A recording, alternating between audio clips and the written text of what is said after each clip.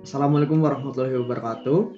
Perkenalkan, nama saya Hanafi Raffi, saya berasal dari kelas S1TT10C dengan NIM 221101104. Kali ini saya akan mempresentasikan tentang modul ke-9 yaitu iterasi dan rekursi.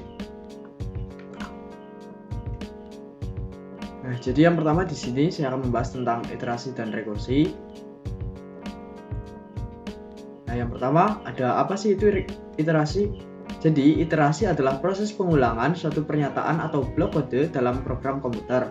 Nah, dalam bahasa pemrograman Python, terdapat dua perintah loop dasar yang digunakan untuk iterasi, yaitu ada while loop dan for loop. While loop akan menjalankan sekumpulan pernyataan selama kondisinya benar, dan akan berhenti ketika kondisinya salah.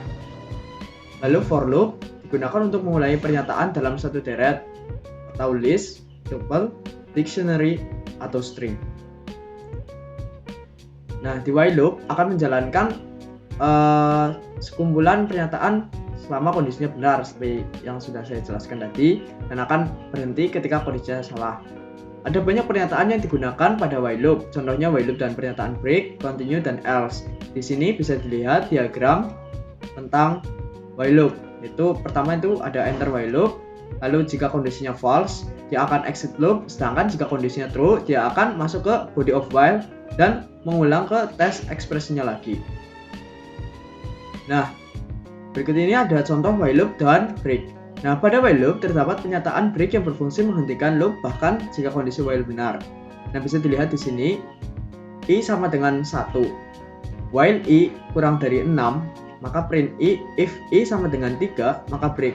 Maka output yang terjadi di sini adalah apabila i sudah mencapai 3, maka otomatis akan terhenti karena adanya perintah break. Lalu ada while loop dengan continue. Nah, pernyataan continue berfungsi menghentikan iterasi saat ini dan melanjutkan iterasi yang berikutnya. Nah, bisa dilihat di sini codingannya dengan outputnya, maka akan tetap berjalan 1, 2, 4, 5, 6. Nah, kenapa tidak muncul? Karena pada saat if i sama dengan 3, di sini terdapat perintah continue, yang berarti akan melanjutkan ke iterasi yang selanjutnya. Oleh karena itu, i di sini output 3 tidak keluar. Nah, selanjutnya ada while loop dengan else. Nah, penggunaan pernyataan else pada while loop dan perintah ini dapat menjalankan satu blok kode satu kali ketika kondisinya tidak lagi benar. Nah, bisa dilihat di sini while i kurang dari 6, print i plus sama dengan 1, else print i sudah tidak kurang dari 6. Di sini ketika kondisi i mencapai sebelum 6, lalu setelah itu maka akan muncul perintah atau muncul output i sudah tidak kurang dari 6, seperti itu. Selanjutnya ada for loop. Nah, jenis iterasi yang kedua adalah for loop. Iterasi for digunakan untuk mengulangi deret, list, tuple, dictionary, atau string. Dengan for loop, kita dapat mengeksekusi satu set pernyataan item dalam list, tuple, string, dan lain-lain. Berikut ini ada contoh untuk for loop. Lalu di sini ada diagramnya. Jadi di diagram ini untuk setiap item di sekuensinya itu apabila bernilai benar maka akan keluar dari loop tersebut. Apabila salah maka akan masuk ke body of for, lalu mengulang lagi ke last item rigid. Nah, lalu di for loop dapat pula tidak memerlukan variabel indeks yang diatur sebelumnya. Nah, bahkan string adalah objek yang dapat diubah dikarenakan string berisi deret karakter. Bisa dilihat di sini contohnya adalah for x in telkom, maka output yang akan dihasilkan akan mengejak huruf telkom ini menjadi telkom. Selanjutnya ada pernyataan for loop dengan break. Nah, dengan pernyataan break kita dapat menghentikan loop sebelum melewati batas item. Ada contoh di sini. Selanjutnya ada for loop dengan fungsi range. Nah, pada for loop terdapat pula fungsi range. buka kurung dan tutup kurung yang digunakan untuk mengulang baris program beberapa kali. Fungsi range mengembalikan urutan angka mulai dari 0 secara default dan bertambah 1 secara default dan berakhir pada angka yang ditentukan. Perhatikan bahwa range 8 bukan nilai 0 hingga 8, akan tetapi nilai 0 hingga 7. Nah, fungsi range default ke 0 sebagai nilai awal, namun dimungkinkan untuk menentukan nilai awal dengan menambahkan parameter range 2,8 yang berarti nilai dari 2 hingga 8 tetapi tidak termasuk pada 8. Nah, ini untuk contoh yang awal yang fungsi pada range 8 beda 0 sampai dengan 7 tidak termasuk 8. Sedangkan yang satunya lagi dengan menggunakan range 2,8. Maka fungsi tersebut akan mulai dari angka 2 hingga 7. Selanjutnya ada for loop dengan fungsi range. Fungsi range secara dasar akan mengalami kenaikan sebesar 1, namun dimungkinkan untuk menentukan nilai kenaikan dengan menambahkan parameter ketiga, range 2,20,5. Nah, artinya range tersebut akan memulai dari 2 hingga 20 dengan kenaikan 5. Di sini contohnya yang pertama ada 2, lalu kenaikan 5 berarti 2 ditambah 5 7, lalu 7 ditambah 5 ada 12, 12 ditambah 5 17. Nah, kenapa tidak bisa ada lagi setelah 17? Kenapa nggak sampai 20? Karena jika 17 ditambahkan dengan 5 maka akan menghasilkan 22. Nah, kenapa tidak muncul angka 22? Karena di sini hanya disetting sampai 20. Lalu ada for loop dengan else. Nah, di for loop terdapat perintah else yang digunakan untuk menentukan blok kode yang akan dieksekusi ketika loop selesai. Nah, di sini ada juga contoh for x in range 5 else print selesai. Jadi apabila sudah 0 1 2 3 4 sudah sampai seperti ini membentuk 5, maka perintah yang selanjutnya adalah print selesai hingga akan muncul output selesai. Lalu ada for loop dengan nest loop. Nah, nest loop ini istilah nested digunakan karena terdapat loop yang bersarang pada loop. Adanya loop di dalam loop. Inner loop akan dieksekusi satu kali untuk setiap iterasi dari outer loop. Di sini ada contohnya buah, apel, durian, pisang, jambu, mangga, sifatnya merah, matang, manis. Lalu untuk fungsinya sendiri ada for x in buah, for y in sifat. Jadi buah ini diasumsikan sebagai fungsi x, lalu sifat masuk ke y. Jadi apabila nanti dijalankan, outputnya akan jadi seperti ini. Karena yang pertama itu ada x, jadi memanggil yang x dulu. Jadi x itu apel, lalu selanjutnya ada sifat ini x, y untuk sifat merah. Jadi yang pertama maka akan keluar apel merah, lalu selanjutnya ada apel matang, apel manis, dan seterusnya. Nah, yang kedua ada rekursi. Apa sih rekursi? Rekursi adalah teknik pemecahan masalah dengan cara sebuah masalah dipecah menjadi versi identik yang paling kecil dirinya sendiri hingga memiliki solusi yang jelas. Nah, versi identik yang paling kecil pada rekursi dinamakan base case. Base case adalah kasus khusus yang penyelesaiannya diketahui. Nah, terdapat dua hal utama pada program tersebut untuk memahami rekursi. Yang pertama, program pada baris 2 digunakan untuk melihat apakah list panjangnya satu elemen. Sini. Nah, pemeriksaan ini sangat penting dan merupakan baris program yang digunakan untuk keluar dari fungsi tersebut. Kedua, pada baris 5, fungsi memanggil dirinya sendiri. Hal inilah yang menjadi fungsi tersebut merupakan algoritma list garis bawah sum rekursif. Fungsi rekursif adalah fungsi yang memanggil dirinya sendiri. Nah, gambar berikut menunjukkan rangkaian pemanggilan rekursi yang diperlukan untuk menjumlahkan list 2, 3, 6, 7, 9. Rangkaian pemanggilan fungsi ini merupakan rangkaian penyederhanakan. Setiap kali pemanggilan rekursi, masalah yang lebih kecil dipecahkan sampai mencapai titik di mana masalahnya tidak bisa lebih kecil lagi. Ketika mencapai titik dengan masalah yang sederhana mungkin, dimulai pengumpulan solusi dari setiap masalah kecil sampai masalah awal terpecahkan. Lalu selanjutnya kita akan mulai untuk live codingnya.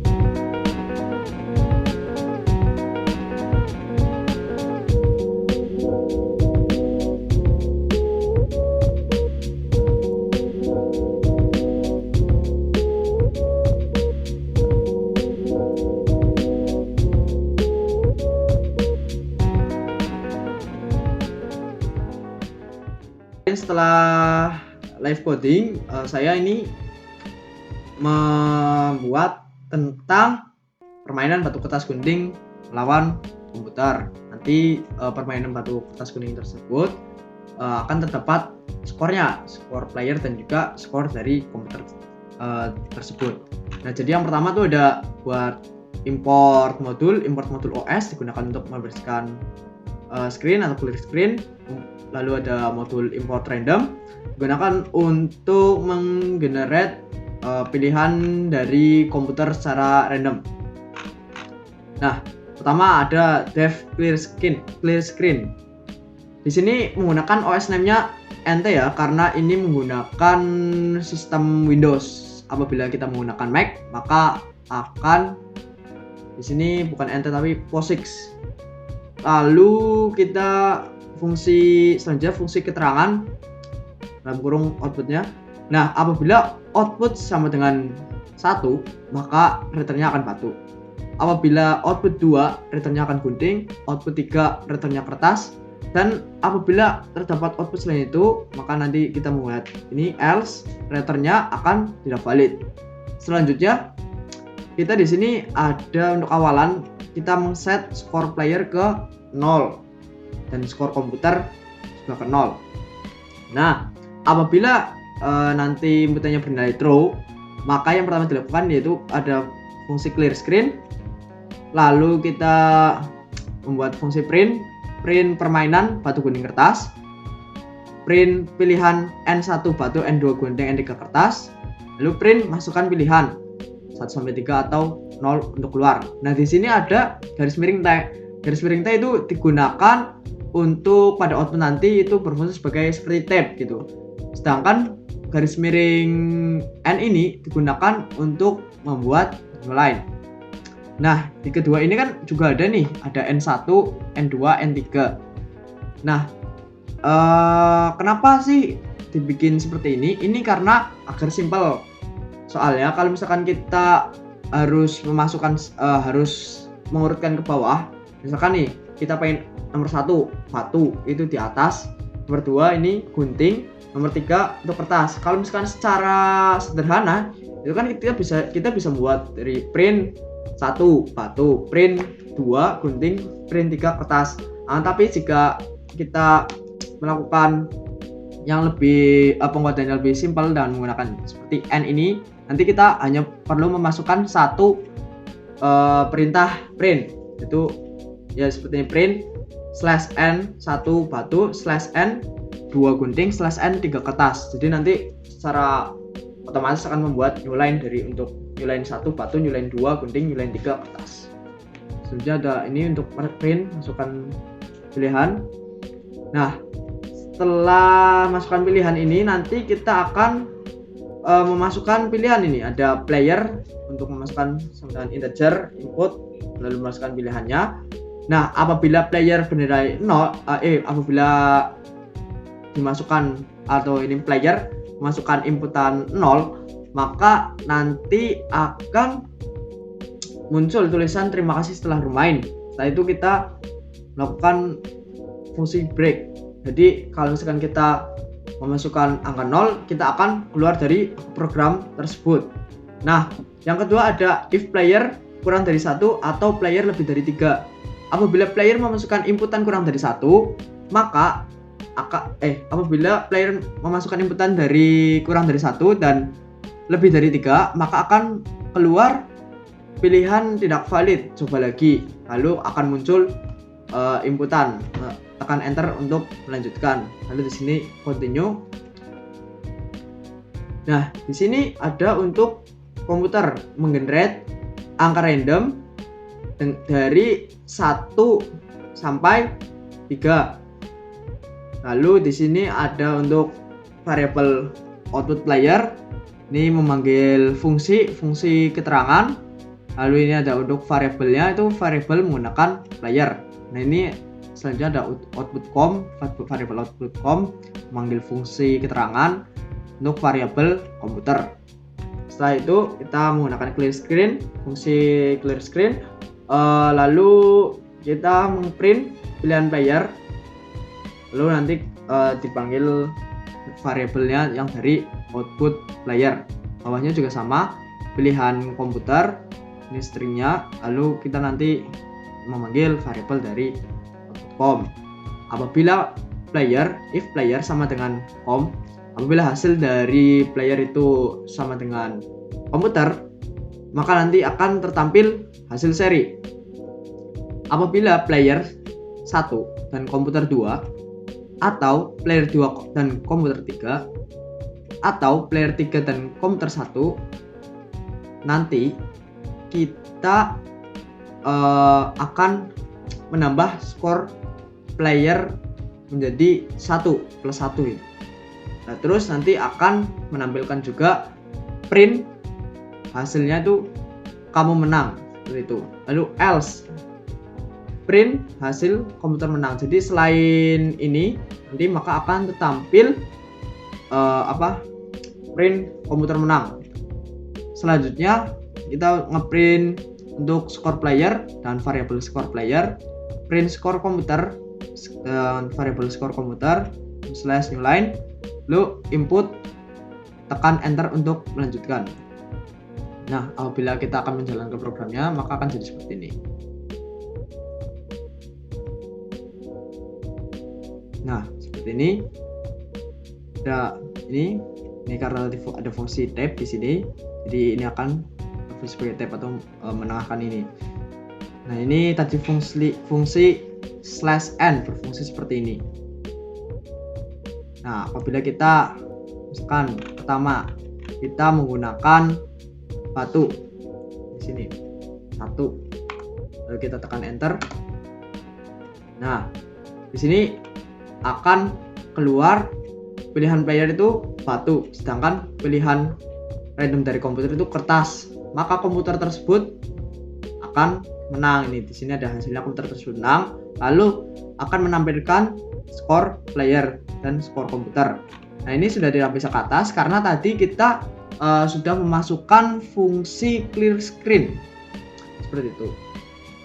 Nah, jika kita akan melanjutkan lagi maka cukup tekan enter. Nah, lalu kita akan kembali ke ke output yang awal seperti ini. Lalu misalkan kita memasukkan 2 gunting, enter. Sini masih komputer menang, enter lagi. 3 atas. Nah, jika menang maka akan mengeluarkan hasil kamu menang. Seperti itu. Lalu kita enter. Jika akan keluar kita cukup tekan 0 seperti ini. Lalu enter. Maka akan keluar tulisan terima kasih telah bermain. Jadi seperti itu tadi penjelasan modul ke-9 dari saya.